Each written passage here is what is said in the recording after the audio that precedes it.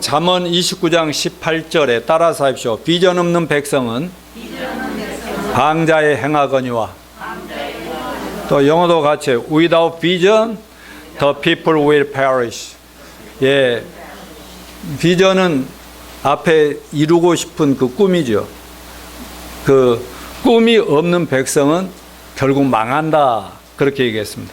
하나님께서는 우리 예수 믿는 자는 언제 어떤 상황에서도 하나님께로부터 오는 비전과 꿈을 상실하면 방자에 행하다, 결국은 이 땅의 삶에서 추락하고 만다는 경고의 말씀이자 꿈과 비전의 중요성을 우리에게 주신 귀한 말씀입니다. 우리가 그리스도인이 되었다는 것은, 하나님의 자녀가 되었다는 것은 하나님께서 우리 인생을 어떤 산꼭대기 정상에 세워주셨다는 의미와도 같은 것입니다. 하나님께서 우리에게 최고 높은 지대에 살 수 있도록 해주신 한은 우리는 하나님과 함께하는 삶을 살겠다고 생각하고 다짐합니다. 하지만 우리 인간들이 이렇게 좋은 시절에 익숙해지다 보면은 하나님 잊어버리고, 또 하나님 믿음으로 성취를 원해서 내려주신 비전과 꿈도 다 사라져버리고 하나님을 떠나 제멋대로 살게 되는 아주 못되고 어리석은 타락한 기질과 경향이 있습니다. 그러다 보면 세상 일과 자기 일에 너무 바빠 더 이상 하나님이 주신 사명과 비전과 꿈을 위해 헌신할 여력과 시간이 없어집니다. 이런 모습이 뭐냐면 하나님 보기에는 방자하다 이 말이죠. 방자한다면 망할 길로 가고 있네, 그렇게 생각한다는 것입니다.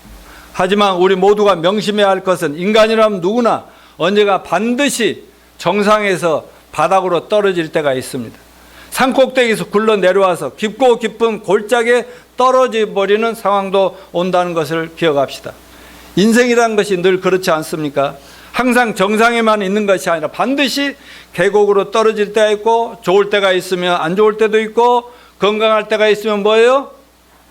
아플 병들 때도 있고, 성공할 때가 있으면 실패할 때도 반드시 오는 거 아닙니까? 그러면 우리 삶이 어느 날 보니 질병, 우울, 가난으로 인한 경제적 불안감, 가족 간의 불화, 유혹, 죄악의 득세하는 골짜기에 있게 됨을 발견합니다. 우리 모두 한 번씩은 다 경험해 보았음직한 일 아니겠습니까? 자, 코로나 팬데믹 상황을 누가 생각이나 했겠어요? 전에 우리가 경험했던 사스나 메르스 때도 그러다 말겠지 했었지만은, 코로나는 진짜 전 세계 모든 사람들이 거의 다 골짜기에 떨어져 헤매는 신음하는 상황이 되었다는 것입니다. 여러분, 이런 시대적인 상황은 앞으로 더 악화되면 악화되지 절대로 좋아질 것은 없다는 사실을 기억하셔야 합니다. 저는 성경의 예언을 통해서 수없이 짐작할 수 있고, 또 예언을 수시로 한 대로 앞으로 더욱 우리와 인류는 놀라게 할 많은 재앙과 어려움에 직면하게 될 것이라고 경고합니다. 자, 마태복음 24장에서 예수님은 이렇게 했어요. 예수님 재림과 인류 종말의 징조가, 첫째는 기독교 타락과 이단들이 흥왕할 것이다. 그리고 난리와 난리 소문이 나고, 민족과 민족이, 나라와 나라끼리 전쟁이 일어나고, 곳곳에 기근과 지진 등 말하는 지구변화, 막 이런 놀라운 일들이 일어날까 예언했어요. 또한 세상은 어때요? 성경에 수없이 얘기하는데 갈수록 점점 화려한 유혹으로 우리 인간들을 하나님으로부터 멀어지게 하고 하나님의 등 돌리게 만드는 그런 인본주의, 개인주의, 막 자기중심주의, 이기주의가 판을 치게 될 것이라고 예언합니다. 요즘 우리가 사는 현실에서 이 예언들이 다 이루어지고 있음을 우리는 봅니다. 화산 폭발 사건, 또 기후변화로 인한 우리 삶이 갈수록 더 어려워지고, 사람들은 점점 더 하나님으로 멀어짐으로 하나님의 경고선 재난과 재앙이 우리 인간들을 위협하고 있기 때문에, 이 세상은 인간의 지식과 과학이 발전하면 발전할수록 점점 더 골짜기에 떨어진다는 사실을 기억하시기 바랍니다. 인간들은 발전한다고 좋아하고, 더 좋은 세상에 오겠다 난리인데, 실은 보면은 점점 무서운 나락으로 떨어지고 있다는 얘기입니다. 이런 순간에 우리는 그동안 베풀어 주셨던 하나님의 사랑과 은혜와 축복, 그리고 예비해 주시는 은혜를 의심하는 유혹에 빠지게 쉽습니다. 그래서 그 예수님의 복음이 들어가면서 뭐 유럽이 흥하고 미국이 잘 되고 우리 한국도 이렇게 전 세계 7위 국가가 됐다고 좋아하는 이때지만 사람들은 점점 교회를 떠나고 하나님은 멀리하고 이렇게 타락해가는 성경 그대로 가고 있음을 믿어야 합니다. 하지만 우리가 인간적인 연약함이나 인간적인 한계를 뛰어넘어 뭔가 더 높은 것을 향하여 나아가며 사람 사는 것처럼 살기를 진심으로 원한다면, 여러분 그렇게 살기 원하십니까? 그렇다면 높은 산을 걷거나 사망한 음침한 골짜기를 지나거나 상관없이 언제나 하나님과 동행하는 삶을 살기 위해서 뭔가가 필요한데 그 뭔가가 뭔지 아십니까? 바로 믿음입니다. 믿음. 오늘 본문의 믿음의 정의, 다시 말해서 믿음은 무엇인가?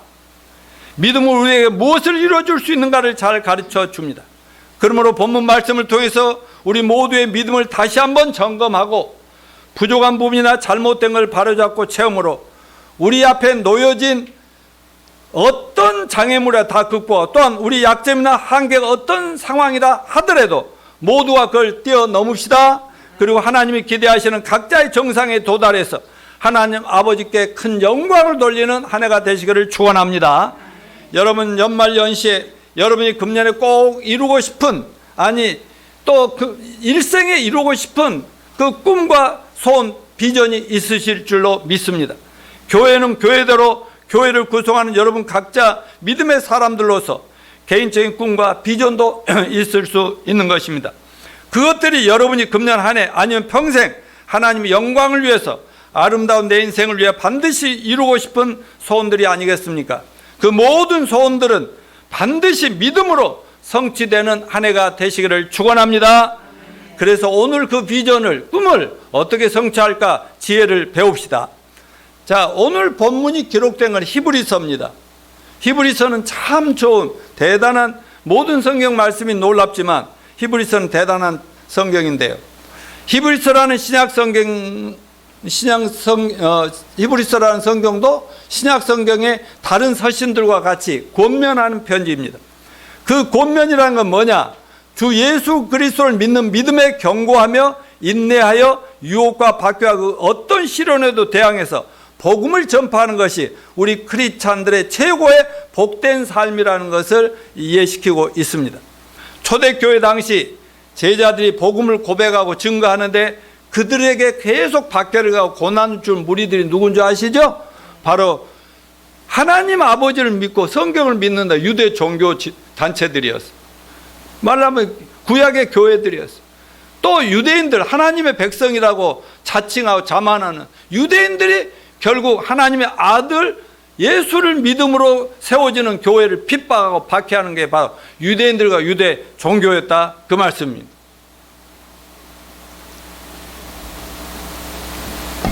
그런데 바로 이 사도 바울은 이 히브리서를 통해 뭘 얘기하냐면 그 유대교와 유대인들과 우리 예수 믿는 교회와 예수 믿는 성도들과 어떤 차이가 있느냐, 이건 비교할 수 없이 월등한 거다. 그 구약 성경에서 그렇게 얘기하는 성전, 야 우리는 막 건물도 있고 성전도 삐까뻔쩍한데 너희들은 가만히 보니까 뭐 산에서 모이고 뭐 지하에서 모이고 여기저기서 막 길거리 모여가지고 막 기도한다고 막 전도하고 있는데 너희들 말이야 빨리 돌이켜서 다시 유대교로 오라고 그래요. 그리고 자기들은 또 제사, 짐승 제사도 드리잖아요. 근데 너희는 뭐 예배한다고 이렇게 모여서 막 그러고 있는데 비교가 되냐 하면서 막 공격을 해야 되는 거예요. 그러나 사도 바울은 너희들이 지금까지 가지고 있는 성전이라든가 제사들인가 모세가 준 율법이라 이건 다 그림자일 뿐이고 실체는 바로 우리가 믿고 여러분이 믿는 예수 그리스도시다. 아멘. 맞아, 구약은 전부 앞으로 오실 예수님에 대한 하나의 그 예표로서 예언으로서 주신 거고, 근데 그 예언이 실제 그분이 왔으니까 그림자는 없어져야 마땅한 거 아니냐 하면서 이렇게 기독교의 우월성, 예수 믿는 신앙이 얼마나 탁월한가, 예수님은 너희들이 하는 그 어떤 것과도 비교할 수 없다. 맞습니까? 바로 그런 거예요. 특별히 구약의 어떤 것으로도 인간의 속죄와 구원이 완전하게 이루어질 수 없지만은 예수 그리스도의 십자가의 속죄 제사는 모든 시대의 모든 사람의 모든 죄를 영원히 단번에 영원히 속죄하고 우리를 하나님의 자녀로 거듭나서 새로운 인생의 출발을 하게 해 주니 우리가 더 탁월한 거 아니냐? 이걸 내가 너에게 전해서 믿었는데 왜 흔들리고 있느냐? 내가 전해준 이 말씀만 믿어라. 아멘입니까? 이렇게 얘기했어요. 그러므로 구원받은 우리들은 그 어떤 이단이나 사이비 종교를 다른 많은 세상의 종교들이나 사상이나 철학이나 세상의 온갖 유혹과 핍박과 시련이 믿음 때문에 온다 하더라도 굳건한 믿음으로 이겨 나가야 될 줄로 믿습니다. 오늘 히브리서 본문 11장을 정확하게 이해하는 것이 금년에 꿈과 비전을 이루고 여러분이 연말에 와, 잘 살았다고 얘기할 수 있는 내용이기 때문에 잠깐 핵심 내용과 영적 교훈을 보면은 히브리서 10장 19절 이 앞장의 특징은 우리 그리스도인들의 책임을 얘기하고 있어요. 그래서 10장 22절, 23절, 24절에 보면 우리가 구원받은 우리가 이렇게 해야 되지 않냐, 하자 라고 문구로 나타나고 10장 32절 36절에서 하나님의 약속이 성취되기까지 참고 기다려야 한다는 이 말씀, 권면의 말씀이 나와 있습니다. 하나님의 진리를 믿는 참 믿음만이 우리 마음을 계속되는 시련 속에서도 참고 인내할 수 있도록 해준다고 저는 믿습니다. 그래서 10장 히브리 10장 35, 37절까지를 같이 읽어봅시다. 그러므로 너희 담대함을 버리지 말라. 이것이 큰 상을 얻게 하느니라. 너희에게 인내가 필요하면 너희가 하나님의 뜻을 행한 후에 약속하신 것을 받기 위함이라. 잠깐 오면 오시리니 지체하지 아니하시리라. 나의 의인은 믿음으로 말미암아 살리라. 또한 뒤로 물러가면 내 마음이 그를 기뻐하지 아니하리라 하셨느니라.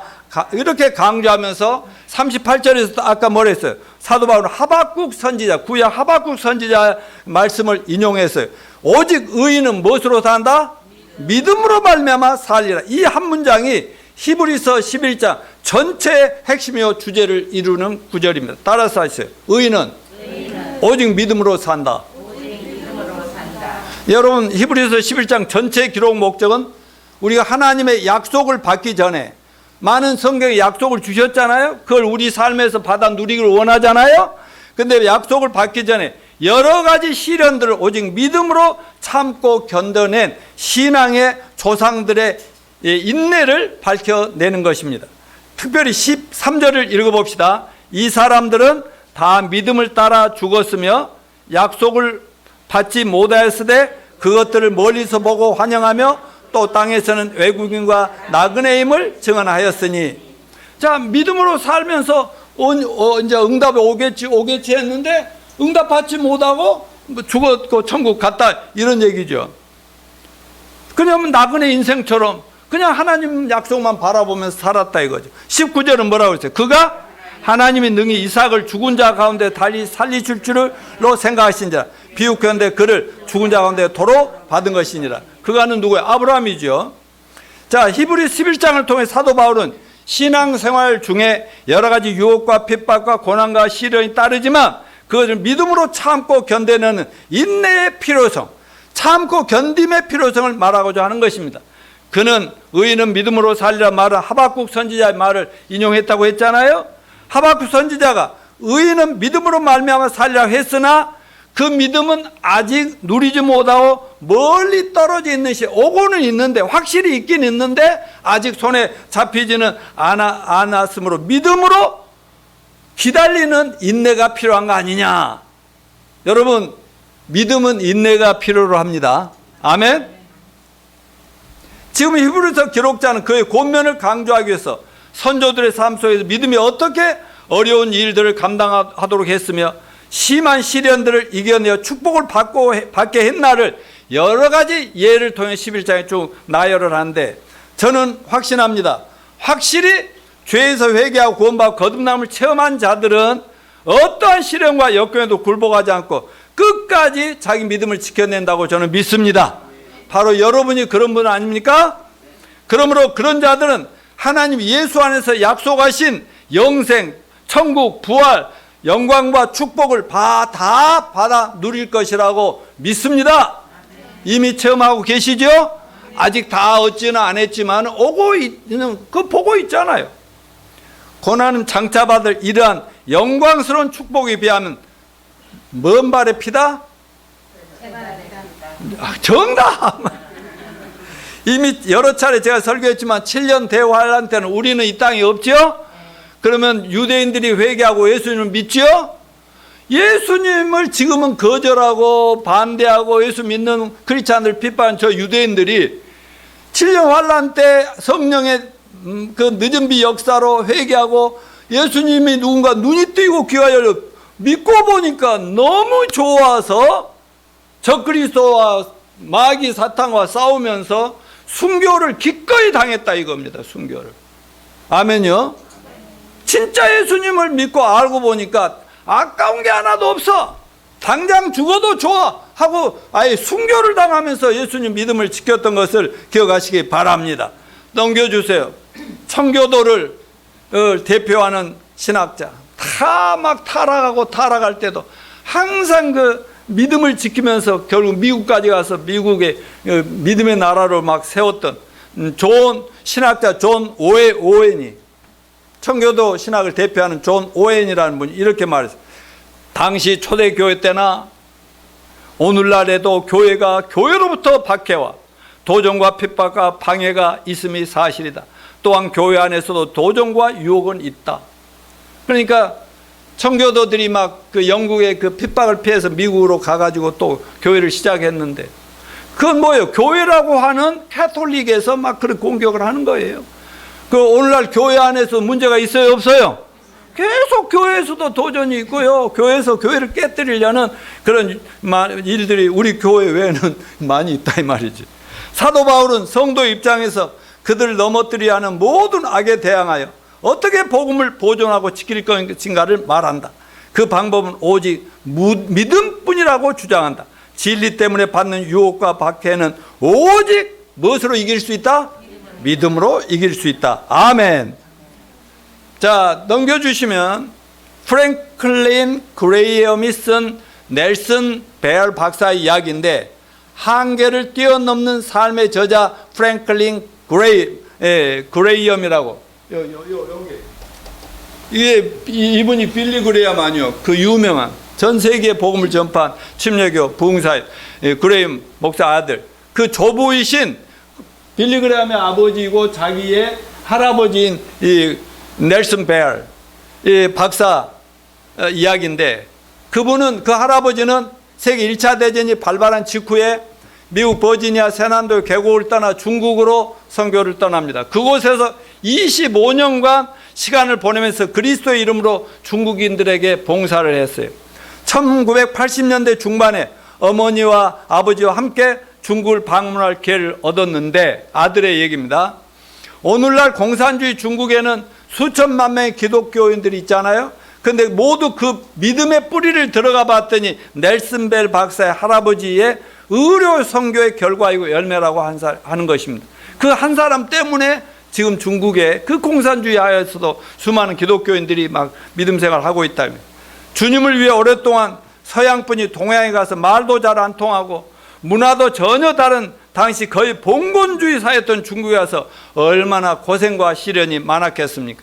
그 당시에 벨 박사님의 자녀들은 중국 아이들로부터 서양 귀신이라는 놀림과 침뱉음을 종종 당하고 했고, 부모인 넬슨 박사는 중국의 혼란스러운 정치 상황 속에서 약탈과 생명의 위협을 느꼈고, 특별히 배상금을 노리고 유괴범들로부터 이 벨 박사님은 자녀들을 보호하느라고 전전긍긍하는 가운데 25년간의 중국 의료 선교를 담당해 내었던 훌륭한 그 선교사님인데, 그렇게 봉사하다가 세상을 떠난 벨 박사님은 자녀들에게 줄 재산도 별로 거의 다 못 남겼겠지요. 그분들이 그렇게 오랜 동안 중국에 가서 엄청난 고난과 시련을 겪었지만 주님의 사명 성취를 위해서 수많은 장애물과 인간적인 한계들을 극복하면서 선교 역사를 하고 봉사를 계속했던 것입니다. 하지만 놀라운 증거와 그리스도인들의 삶의 모범을 우리 자녀들과 손주들에게까지 지금도 계속 남겨주고 계시는 겁니다. 하나 넘겨주시면 포스터 박사라는 분이 있습니다. 이분도 대단한 믿음의 사람이었다고 하네요. 캐나다 시민권자임에도 불구하고 밥은 아프리카에서 자랐습니다. 젊은 시절에 밥은 하나님께서 그에게 의료 선교의 소명을 주셨다고 합니다. 하지만 선교사 가정에서 자란 그에게 아주 큰 장애물이 있어요. 그게 뭐냐면 돈이 없다는 거예요. 머리도 좋고 믿음도 있는데 돈이 별로 없어요.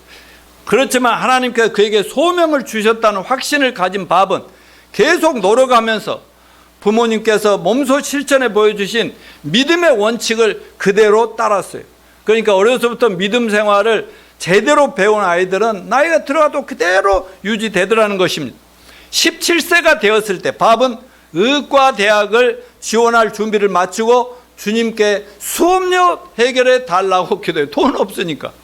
그리고 기다리고 또 기다렸습니다. 하지만 단돈 1달러도 생기지 않았어요.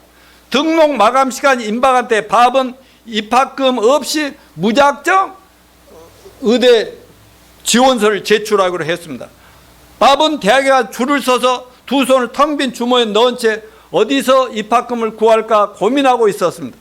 하나님께서 그에게 의사가 되라는 소명을 주셨으면 분명하고 뭐 부모들이 너 돼야 된다가 아니라 하나님이 의사가 되라는 걸 소명을 주셨다고 믿었기 때문에 그의 여름 입학금 마련하기 위해서 조선소에서 일하다가 두 손가락이 으스러지는 일이 생겼지만 우리 대통령 후보 중에 한 분도 그런 분 있죠. 어려서부터 가난한 가정에서 고아가다가 막 이 손이 장애인이 눌려가고 장애인 됐다도 이 밥도 그렇게 손가락 두 개가 막 이렇게 짓이겨졌나 봐요.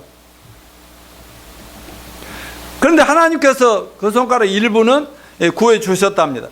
밥에게 그 일은 하나님께서 자기가 의사가 되겠다는 꿈을 계속 밀어붙이라는 증거로 받아들인 거예요. 그 어려움이 있을 때 이거 이제 의사 하지 말자가 아니라 이건 꼭 이렇게 아픈 사람들을 고치라는 뜻인가 보다 이렇게 생각하는 거예요. 등록을 해야 할 날짜가 서서 오자 밥은 불안했어요. 자기가 알바해서 돈을 좀 모았지만 450달러가 부족한 거예요. 그런데 이렇게 줄 서서 이제 있는데 이름이 뭔가요? 그러더래요. 저 입학금 접수대로 가서 멍하니 생각이 잡게 했던 밥은 접수원의 질문에 정신이 바짝 났어요. 로버트 리빙스톤 포스터입니다 라고 대답했어요. 밥은 긴장한 채 답했는데 밥은 접수원이 그 목록에서 이름을 찾는 것을 지켜보고 왔습니다. 그런데 접수원이 고개를 떡 들더니 로버트 리빙스톤 포스터 입학금이 정산이 되어 있네요. 어리벙벙한 얼굴로 밥은 접수대로 물러나 있었습니다. 하나님께서 의과대학 수업료를 준비해 주실 거라는 사실에는 초의 의심도 없기 때문에 돈이 부족해도 그 자리에 가서 서서 기다려 끝까지 가보자고. 여러분 이런 믿음이 필요할 겁니다.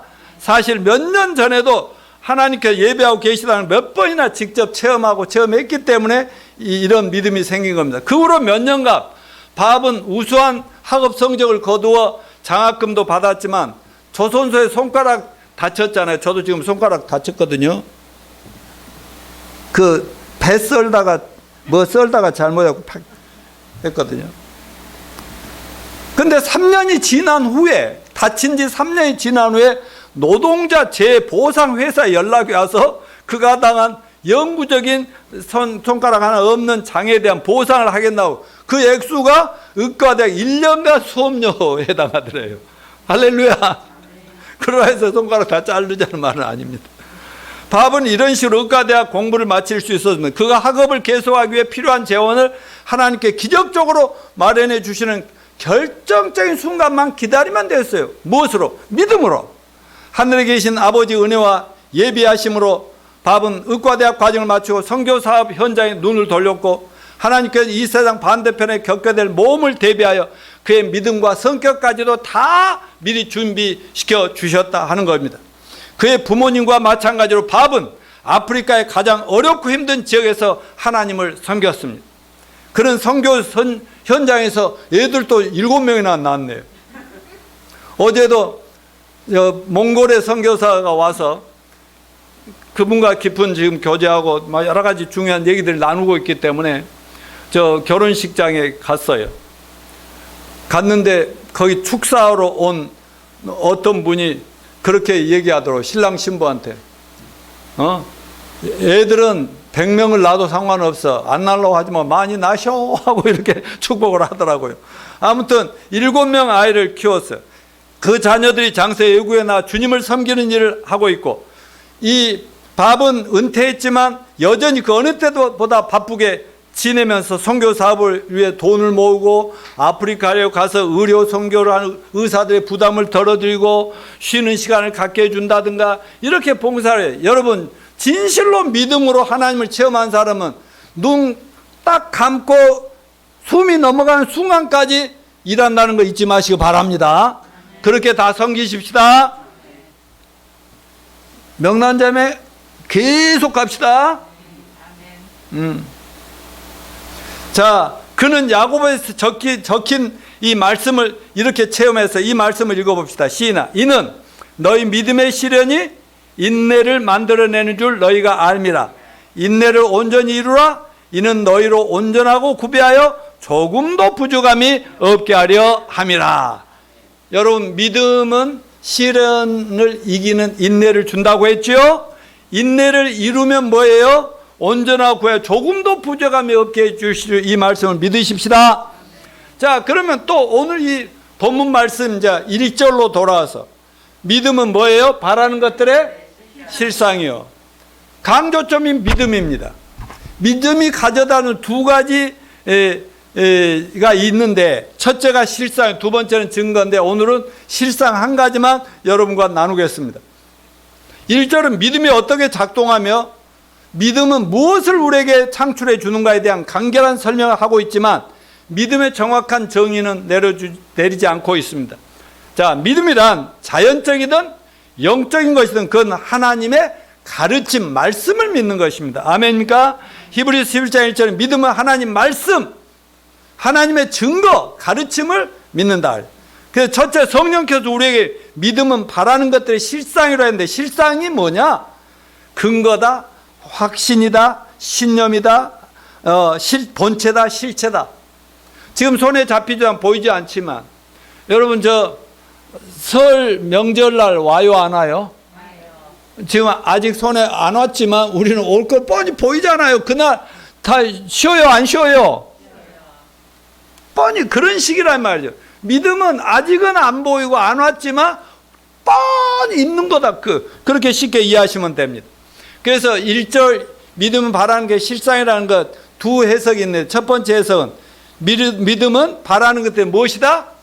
확신이다, 신념이다, 그런 것이에요. 왜냐하면 믿음은 어떤 사실이 존재한다는 것뿐만 아니라 하나님 능력과 신실함에 의해 반드시 내 삶에서 성취될 것이라는 것을 믿는 자가 가진 확신이다, 이거예요. 확신. 그렇게 믿으십니까? 그래야 믿음은 앞으로 이루어질 것에 대한 기대와 근거가 됩니다. 그러면 여러분, 꿈을 가져야겠어요, 안 가져야 되겠어요? 비전을 가져야 되겠죠? 가능한 큰 꿈을 꾸시길 바랍니다. 하나님 말씀은 나의 소망의 객관적인 근거예요. 그러나 믿음은 주관적인 근거를 제공하여 줍니다. 객관적으로 누구나 믿음만 있으면 가질 수 있는데, 내 믿음이 있는 사람은 내 것이요, 이미 내 것이 된 거라 마찬가지다. 아멘요. 믿음과 확신은 서로 분리할 수 없습니다. 나는 하나님의 능력과 신실성을 믿는 한 그가 약속한 걸 반드시 받을 것이라는 걸 확신합니다. 요한복음 6장 69절에 우리는 주님이 하나님의 거룩한 자이신 것을 믿고 알았사옵나이다, 이렇게 제자들 고백하는데, 믿고 확신합니다, 그 말이에요. 주님이 어떤 분이고 하나님이고 나의 구원자고 천국 가면 볼 수 있는 분임을 저는 확신합니다. 또 주님이 약속한 말씀대로 이 땅을 사는 동안 하나님 비전과 꿈을, 사명을 이룰 수 있는 모든 것도 주시라고 믿습니다. 아멘. 제가 그 증인이라니까. 믿음과 확신은 분리할 수 있어요, 없어요? 나는 하나님 능력과 신세를 믿는 한 그가 약속을 한 것을 반드시 받을 것이라고 확신합니다. 실상이란 말이 뭘까? 실상. 라틴어로 서브스탠스라고 하는데 아래에 서 있다 그 말이야. 아래에 서 있다. 말하자면 하나님이 약속을 했기 때문에 절대로 그 자리에 움직이지 않고 내려올 때까지 기다린다는 거죠. 이런 얘기입니다. 그러면 받은 거나 마찬가지죠. 믿음은 기다리는 동안 우리 마음에 확실한 도움을 주기도 합니다. 믿음은 하나님을 신뢰하며 그의 신실하심을 믿는 겁니다. 믿음이 이렇게 하면 우리의 마음은 아무리 폭풍이 불고 약속의 성취가 멀어져도 흔들리지 않고 견고히 믿음을 가지고 지켜 서 있어야 되는 겁니다. 하나님의 약속이 내게 임하여 내 것이 될 때까지 믿음으로 기다립시다. 히브리서 11장 13절 다 같이 이 사람들이 다 믿음을 따라 죽었으며 약속을 받지 못하였을 때 그것들 멀리서 보고 환영하며. 와, 남들은 보이지 않지만 믿음의 사람들은 보이니까 어서와 오다가 그냥 하나님이 야 그만 살고 올라오라면 갈 수도 있지만은 그거는 이미 가던 거랑 똑같고 가면 더 좋고. 이와 같이 참 믿음은 미래의 일을 확신하며 견고히 서서 기다리게 하십니다. 아멘. 믿음은 바라는 것의 실상. 두 번째 해석은 믿음은 바라는 것들의 실상이다. 실상은 하나님의 말씀과 약속 그리고 성취를 확신하면서 미래에 있을 일을 영적으로 이미 소유한 현재의 일로 믿는 것임을 의미한다는 것. 다시 한번 기억하시길 바랍니다. 이렇게 믿을 수 있는 이유는 하나님은 당신이 약속하신 것을 이렇게 또 없는 걸로 치우거나 이렇게 버려버리거나 또 어기거나 그러지 않으실 신실한 분이시라고 믿습니까?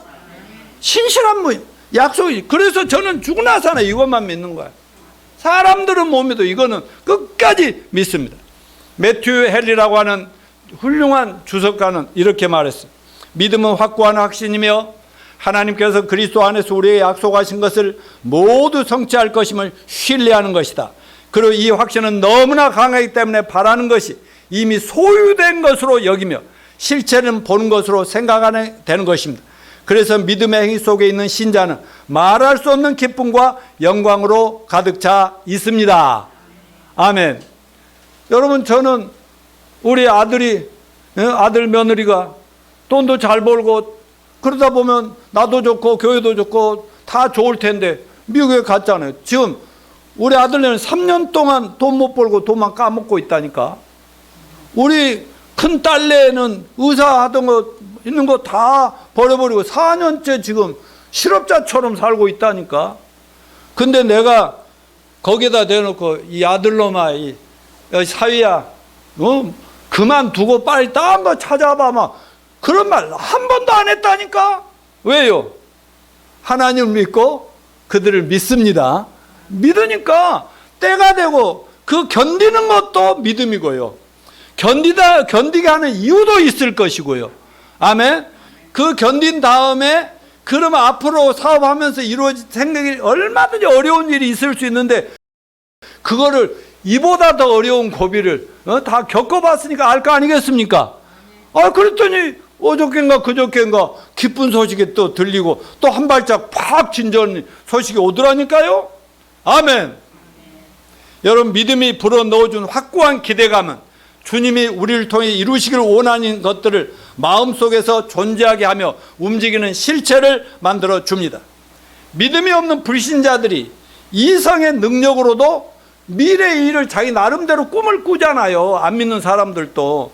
내 경우도 거듭나기 전에 저는 참된 믿음이 없을 때도 꿈과 이상이 굉장히 컸습니다. 하도 뭐하다 보니까 심지어는 이 민족을 위해서 잘 살게 하기 위해서 난 대통령이 돼야 된다는 막 울면서 명동을 걸어가면서 그런 꿈까지 꿨다니까.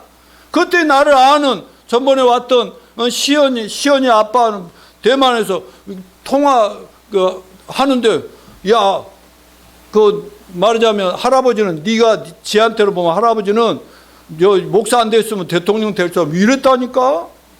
안 믿어지죠. 그런데 그러면 하나의 상상이지만은 그러나 예수님과 성경 말씀과 하나님에 대한 나의 믿음은 인간적이고 이성적인 상상 이상의 일을 이루어낸다고 저는 확신합니다. 그건 그저 상상체의 모습을 보여주는 것이 아니라 실제로 믿고 간다고요. 전에 구원 안 받았을 때는 내 꿈과 이상은 이루어지길 원하는 거지만 될지 안 될지 정말 애절한 마음이 있고 안타까움이 있고 점점 멀어져 가는 것이 막 미치겠고 이랬는데, 아니요, 저는 지금은요 성경에 약속한 것은 다 이루어진다고 저는 확신합니다. 여러분, 예를 들면 하나님이 나를 하나님 아버지의 상속자라고 성경에 말씀하셨기 때문에 저와 여러분은 진짜 유산 상속자 부자예요, 아니에요? 아니, 부자 재벌에서 상속받은 사람 거지같이 살아도 자기가 그거에 올 걸 믿기 때문에 큰 소리 친다니까. 왕같은 제사장 맞아요, 아니요? 예, 내가 이 세상 사람 축복 안 하면 저들은 저주다 하는 그런 믿음으로 우리는 살 수 있는 거 아니야 이 말이죠. 여러분, 예수님 재림할 때 우리 휴거 되는 거 믿으십니까? 근데 그것이 우리 당대에 올 수도 있고 안 오더라도 그걸 우리는 확실히 믿습니다. 혹시 우리가 믿다가 그걸 아까 성경에 의한 신앙의 선배들도 그걸 바라보고 나그네처럼 가다가 그걸 이루지 못하고 떠났지만 지금 거기 더 놀랍게 즐기고 있듯이, 우리가 설령 예수님 재림할 때 휴거 못되고 먼저 떠난다 하더라도 어때요? 우리는 무덤에서 부활해서 올라갈 줄로 확신합니다. 그러나 가능하면 살아생전에 오시기를 소원합니다. 믿음은 주관과 객관을 연합하는 것이요, 즉 하나님의 약속과 우리 믿음이 연합해서 얻어낸 성취다 하는 걸 믿으시기 바랍니다. 자, 넘겨줘. 믿음의 실상 예언합니다. 어느 겨울날 한 소년이 들판에 연을 날리고 있는데 연은 때마침 불어오는 바람을 타고 높이 높이 솟아올랐습니다. 그런데 나지막이 떠다니던 구름이 그 연을 에워싸서 연이 어디로 가버렸어요. 마침 지나가던 한 어르신이 소년에게 물었어요. 얘야, 너의 손에 줄을 움켜쥐고 뭘 하니? 그러니까 소년이 천진난만한 음성인데 연 날리고 있잖아요. 그 사람은 하늘 쳐다보면 연 보여 안 보여? 이 아이에도 안 보여. 얘야, 연도 없는데 뭘 가지고 연 난다고 그러느냐? 그러니까 소년이 빙그레 웃으며 대답, 제 눈에는 연은 안 보여. 하지만 연은 분명히 있어요, 없어요? 지금 있잖아요. 이따금씩 연줄이 약하게 당겼다 막 세게 당겼다, 이걸 얘는 느끼잖아요. 바로 이와 같이 저와 여러분은 믿음으로 보이지 않지만 뭔가 하나님의 역사를 체험해요, 안 해요? 우리 장로님, 권사님 이번 아프면서 많이 체험하고 계시죠? 우리 영자자매님 많이 체험했죠? 예, 이런 거란 말이죠.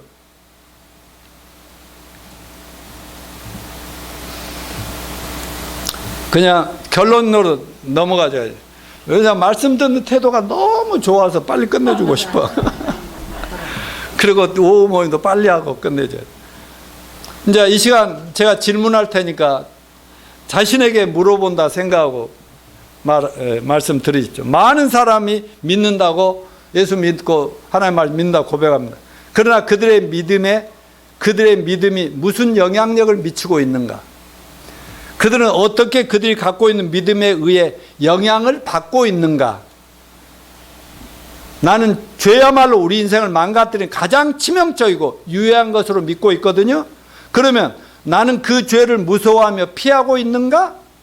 나는 머지않아 그리스도의 심판대 앞에 설 것을 믿는다, 그렇게 말하고 있잖아요. 그러면 나는 현실의 많은 유혹을 물리치고 오직 주님이 주신 사명과 비전을 붙들고 하나님의 일에 헌신하고 있는가? 또 나는 하나님을 만난 후 하나님으로부터 받은 사명과 비전이 있다. 그렇다면, 정말 비전과 사명이 있다면 참으로 주님 맡겨주신 사명과 비전 성취를 위해서 진심으로 최선의 헌신을 다하고 계십니까? 또 나는 이 세상을 물거품같이 허무한 것으로 믿습니까? 그렇다면 나는 이 세상의 화려한 유혹들을 과감하게 물리치며 하나님 쪽을 선택하고 있습니까? 나는 하나님께서 나의 필요를 다 공급해 주실 줄을 믿습니다. 믿습니까? 그렇다면 난 내일에 대한 염려합니까? 안 합니까? 염려할 필요 없고 마음에 오늘 평안을 누릴 수 있어요? 나는 기도가 영적인 성장에 필수적인 믿습니다. 믿습니까? 그러면 나는 기도하는 데 시간을 많이 보내고 있나요? 나는 그리스도께서 다시 오실 걸 확실히 믿습니까?